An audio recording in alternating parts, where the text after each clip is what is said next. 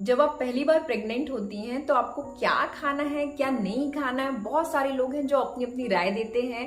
कई लोग तो ऐसे हैं जो आपको बिना पूछे अपनी राय देते हैं और राय थोपने की कोशिश करते हैं कि आपको ये नहीं खाना चाहिए, आपको वो नहीं खाना चाहिए, और ये चीज खाने से ये हो जाएगा, ये चीज खाने से वो हो जाएगा। ऐसे में कई बार बहुत सारी माताएं जो होती हैं वो एनीमिक रह जाती हैं या फिर वो कुपोषित रह जाती हैं, क्योंकि उनको पूरी प्रेगनेंसी के दौरान सही से क्या चीजें खाना है, कितनी क्वांटिटी में खाना, ये बिल्कुल पता नहीं होता है। स्पेशली होने वाली माँ को दिन की शुरुआत में सबसे पहले क्या खाना चाहिए, ये बहुत ज्यादा मायने रखता है बच्चे की अच्छी हेल्थ के लिए और माँ की खुद की अच्छी हेल्थ के लिए, जो बहुत सारी माताओं को बिल्कुल पता नहीं होता है। स्पेशली बहुत सारे लोग हैं जो बोलते हैं आपको खट्टी चीजें नहीं खानी है, खट्टी चीजें खाने से बच्चे को स्किन प्रॉब्लम हो जाती है, जबकि ऐसा बिल्कुल नहीं है। अगर आप विटामिन सी से रिलेटेड चीजें मतलब खट्टी चीजें नहीं खाएंगे तो जो आपकी इम्यूनिटी पावर है वो नहीं बन पाएगी, वो अच्छे से डेवलप नहीं हो पाएगी, बच्चे को विटामिन सी की कमी हो जाएगी, तो हो सकता है बच्चे को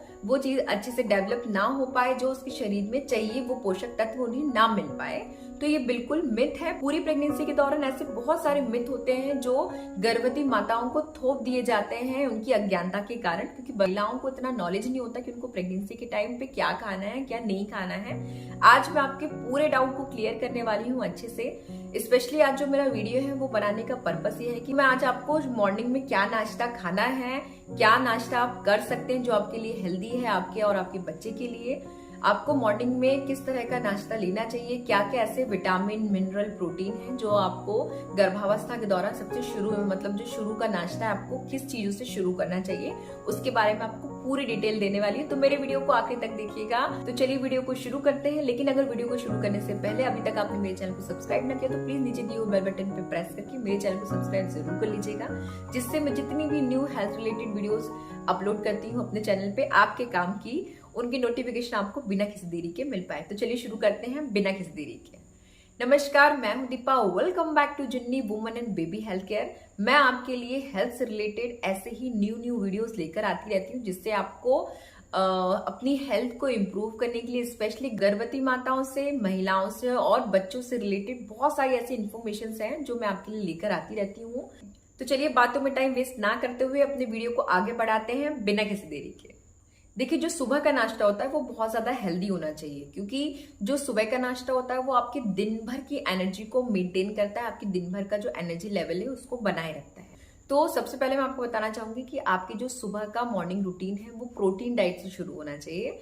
तो सबसे पहले आपको प्रोटीन डाइट लेनी है अपने खाने में। उसके लिए आप कुछ अंकुरित अनाज के दाने ले सकते हैं, जैसे आप मूंगफली ले सकते हैं, उसको आप रात में भिगो के सुबह खा सकते हैं। इसके अलावा आप चने, काले चने, जिससे आपका उसमें प्रोटीन और आयरन भरपूर मात्रा में होता है, तो आप काले चने ले सकते हैं, उनको रात में भिगो दीजिए, मॉर्निंग में अंकुरित होकर आप उसको खाइए। वो बहुत ज्यादा बेनिफिशियल होता है और उसमें बहुत ज्यादा प्रोटीन होता है जो होने वाली माँ के शिशु के ग्रोथ एंड डेवलपमेंट के लिए बहुत जरूरी होता है। इससे बच्चे का जो मानसिक और शारीरिक विकास होता है वो बहुत तेजी से और बहुत अच्छा डेवलप होता है। इसलिए माँ को प्रोटीन डाइट लेना बहुत जरूरी होती है प्रेगनेंसी के दौरान। तो जो शुरुआती प्रेगनेंसी है उसमें आपको मॉर्निंग में यही प्रोटीन डाइट लेना शुरू करना चाहिए। इसके लिए आप अपने खाने में भी दाल को इंक्लूड कर सकते हैं। 1 से 2 कटोरी दाल आप दिन भर में अपने खाने में ले सकते हैं। इसके अलावा प्रोटीन के लिए आप अंडा, पनीर, ग्रीक योगर्ट या फिर आप पीनट बटर, इस तरह की चीजों का इस्तेमाल कर सकते हैं। इसमें बहुत ज्यादा प्रोटीन होता है, इनमें अमीनो एसिड होता है जो बच्चे के विकास के लिए बहुत इंपॉर्टेंट होता है। इसलिए आपको प्रोटीन डाइट को अपने खाने में जरूर शामिल करना चाहिए। इसके बाद नेक्स्ट है आयरन। आयरन जो होता है वो बच्चे को ब्लड के थ्रू जितना भी ऑक्सीजन लेवल है उसकी आपूर्ति करने में हेल्प करता है।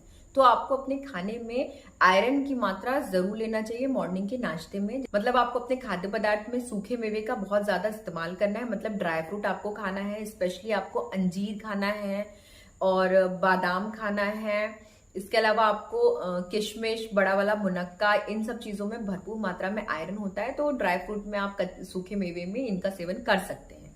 इसके अलावा आप ऐसी चीजें लीजिए जैसे पालक हो गया खाने में, हरी साग सब्जियां हो गई, फ्रेश सब्जियां हो गई, इन चीजों को आप शामिल करिए, इनमें भरपूर मात्रा में आयरन होता है। और ऐसी दूसरी चीजें भी हैं जिनमें बहुत ज्यादा आयरन होता है, तो आप दिन भर में, अगर मॉर्निंग में तो आप आयरन ले ही रहे हैं, आयरन डाइट।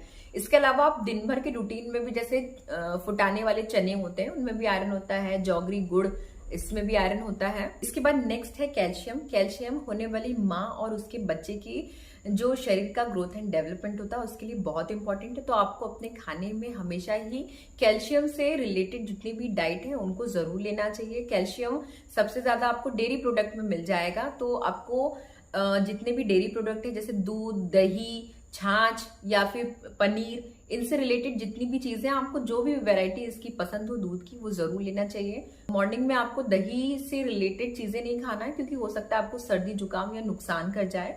तो आपको इन चीजों का भी ध्यान रखना है कि आप किसी ऐसी चीज को ना खाएं जिससे आप बीमार हो। तो आपको मॉर्निंग में और नाइट में दही का सेवन नहीं करना है। आपको दोपहर के खाने में आपको दही 1 कटोरी जरूर शामिल करना चाहिए।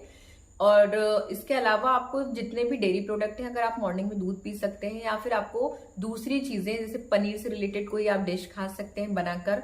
इसके अलावा आपको जितनी भी जिन जिन चीजों में कैल्शियम होता है आपको कैल्शियम युक्त डाइट लेना चाहिए जिससे आपके और आपके बच्चे की जो हड्डियों का विकास है वो अच्छे से हो।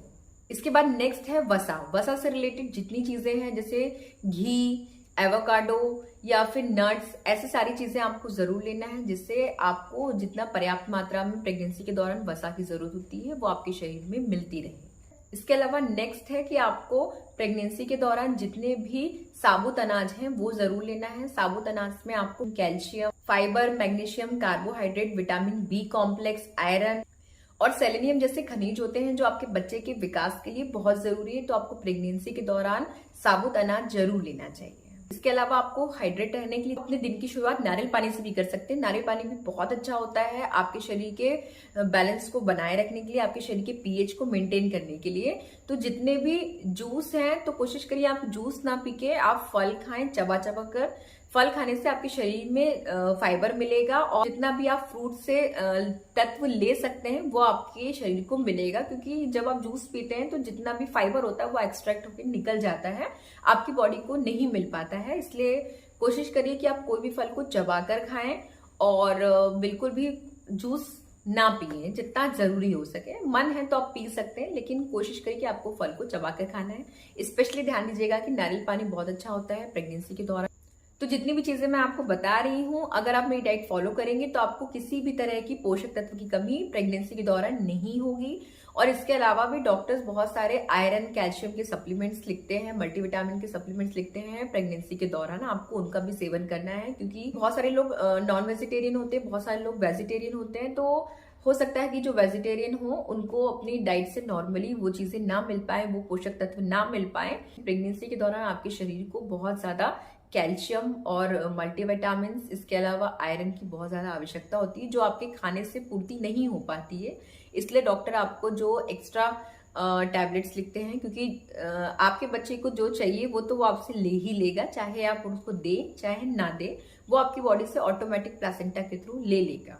और इसके कारण आप वीक हो जाएंगे, आप कुपोषित हो जाएंगे और डिलीवरी के टाइम पे जब आपको जरूरत होगी तो आप एनीमिक रहेंगे और आपकी जो डिलीवरी है उसमें बहुत ज्यादा कॉम्प्लिकेशन हो सकते हैं। इसीलिए आपको अपने बच्चे को पूरे पोषक तत्व देने हैं और आपको साथ ही अपने शरीर को भी सारे पोषक तत्व देने हैं, जिससे आप अपने बच्चे को जब गर्भ में रख रहे हैं तो आप भी इतने ताकतवर हो और आप भी फुल न्यूट्रिएंट हो ताकि आपके बच्चे को किसी चीज की कमी ना हो पाए।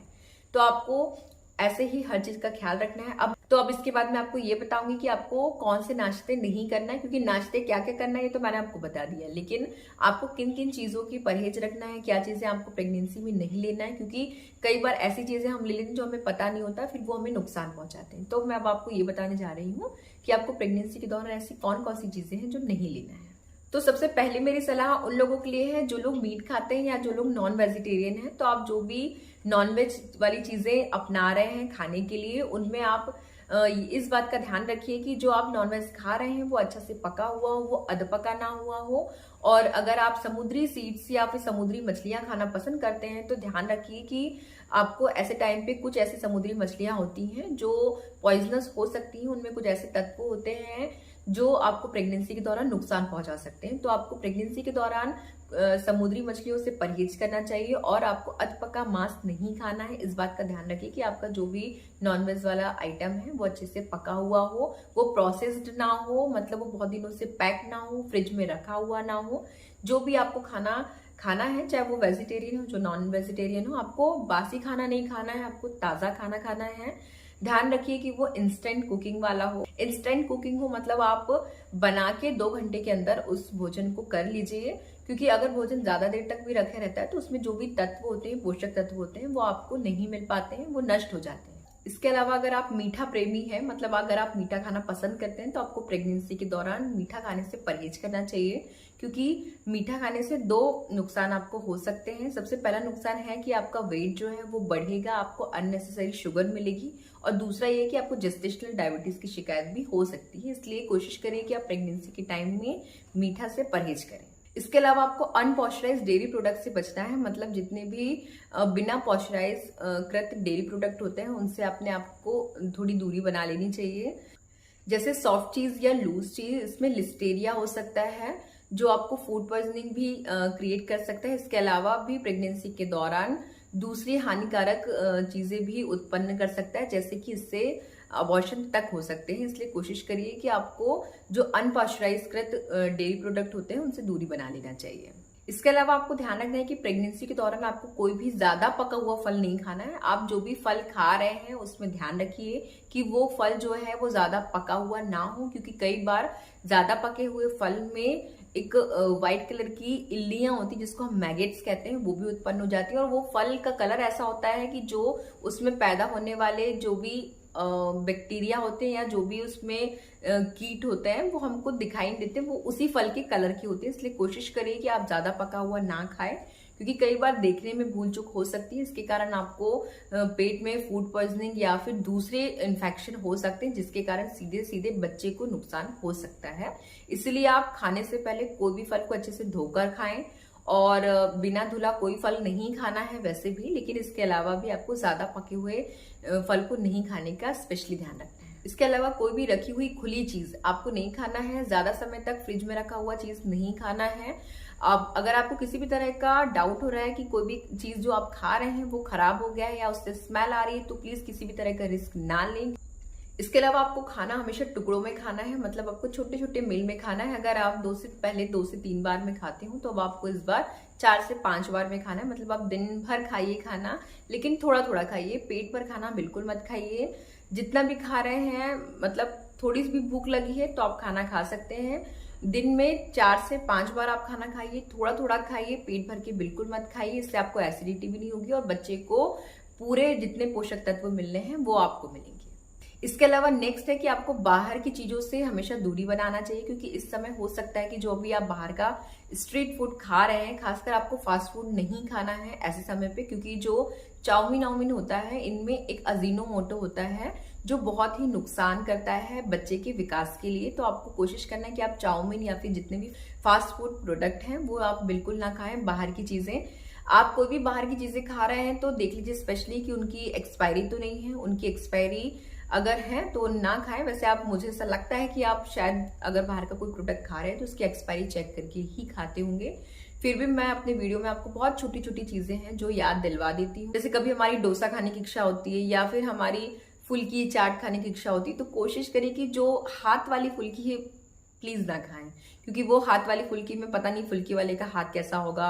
अगर वो पॉटी गया है तो पता नहीं उसको हाथ धोने मिला होगा नहीं मिला होगा, और हो सकता है कि अगर नाक बह रही हो, छींक रहे खांस रहे हैं तो उसी हाथ में कर रहे हैं, और कौन सा वो हैंड सैनिटाइजर इस्तेमाल करते हैं।